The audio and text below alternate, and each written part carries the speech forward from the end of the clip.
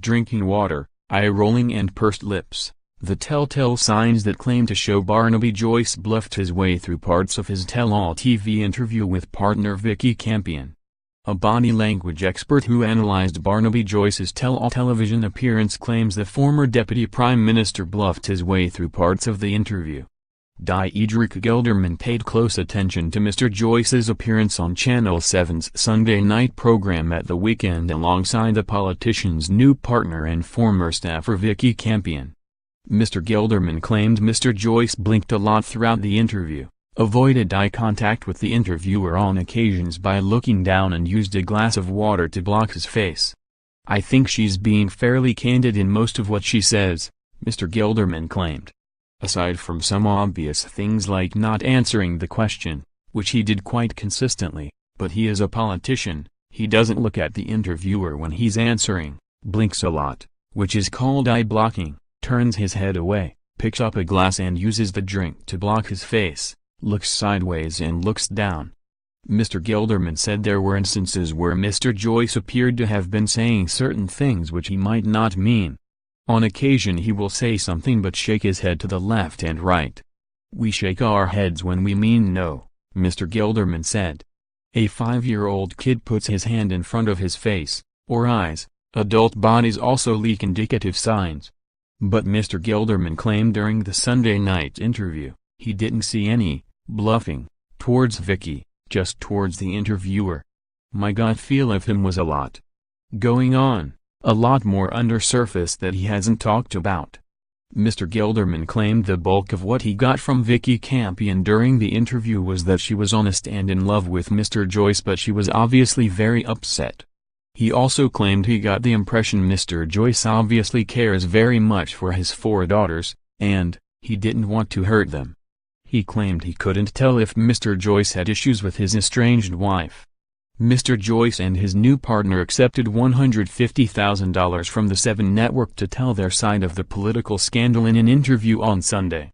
In the interview, which aired less than 2 months after baby Sebastian was born, the couple aired their dirty laundry to 614,000 Australian viewers. Another body language and voice expert, Dr. Louise Mahler, who weighed in on a controversial interview, said Ms Campion's body language suggested a lack of love for the politician. "There were no signs of affection between them," she claimed to the Daily Telegraph. "They are 2 people, not a couple, doing the best in a bad situation." Dr. Mahler also noted Ms Campion walked in and sat down before Mr Joyce. She said this suggested the former media advisor took the lead in the relationship. Dr. Mahler also noticed Ms Campion often interrupted Mr Joyce, even turning her body away from him throughout. She claimed this was a sign the couple argued often. Despite putting on a brave face, Ms Campion appeared to be struggling with the pressure of the situation, Dr. Mahler claimed. Mr Joyce is estranged from his wife of 24 years Natalie and their 4 adult daughters as a result of the extramarital affair that forced him to quit as Nationals leader and Deputy Prime Minister. The backbench MP for the New South Wales seat of New England told the 7 network he had let his family down. I failed, I failed, I failed, I failed, I failed, he said.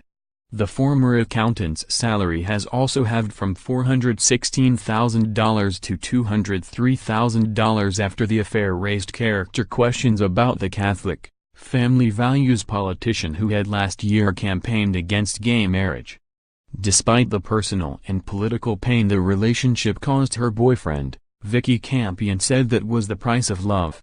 I couldn't help it. You can't help who you fall in love with, she said. 2016 May, Vikki Campion assists Barnaby Joyce's election campaign as media advisor, having previously worked with NSW government ministers and News Corp. August, Campion joins Joyce's staff. She splits with fiancé John Bergen, 3 months before they were due to wed. Friendship develops between Joyce and Campion December. Chief of Staff D. Hallam reportedly seeks Joyce's approval to have Campion transferred out of office. Hallam later quits to take up departmental role. 2017 February, Campion is photographed in a Sydney bar with Joyce, as revealed by Daily Mail Australia. April, Barnaby's wife Natalie reportedly confronts Campion in Tamworth. Campion goes to Minister Matt Canavan office as advisor. Natalie and Barnaby seek to make marriage work. May, at New South Wales Nationals Conference in Broken Hill, colleagues describe Joyce as a mess. June, Natalie and Barnaby show up together at Canberra Press Gallery midwinter ball. July, Campion leaves her $191,000 job in Mr Canavan's office after he quits frontbench over citizenship. She temporarily goes back to Joyce's office. August, Campion moves to Damien Drum's office in a social media advisor position specially created for her. He already has a media advisor. In this time she oversees just 50 posts to Facebook. Prime Minister Malcolm Turnbull is reportedly reassured by Joyce the relationship with Campion is over. Drum says he was told the same thing. Former Joyce Chief of Staff Dee Hallam takes up a senior position with the Inland Rail project. September, Natalie reportedly asks family friend, Catholic priest Father Frank Brennan, to counsel Joyce. Campion is seen managing Joyce media events at Federal Nationals Conference in Canberra. October, Campion reportedly takes stress leave. Writ issued for New England by-election after Joyce quits over dual citizenship. November, Natalie holidays in Bali with a daughter. Man in a pub in Inverell angers Joyce during election campaign by reportedly saying, "Say hello to your mistress." December, Joyce wins by-election. Joyce tells Parliament during same-sex marriage debate he is separated. Campion's redundancy package is approved.